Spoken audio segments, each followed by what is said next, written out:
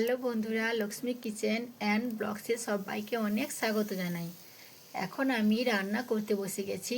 তো আজকের আমার রেসিপি হয়েছে 5 রকম সবজি দিয়ে একটা রেসিপি।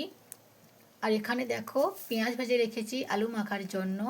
আর নদীর মাছ দিয়ে আজকে পাকা তেঁতুলের টক, তো শালগম আর মূলো দিয়ে টক বানিয়ে ফেলেছি। আর এদিকে হচ্ছে পাঁচমিশালি সবজি দিয়ে একটা রান্না, তার জন্য আমি এখানে মশলা ভালো করে কষিয়ে নিচ্ছি।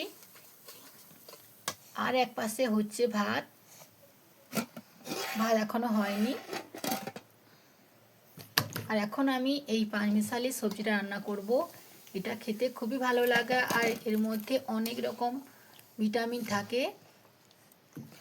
দেখো এখন আমি এই পাঁচমিশালি সবজিতে রান্না করছি। তো আজকের ব্লগটি কেমন হয়েছে অবশ্যই কমেন্ট করে জানাবে।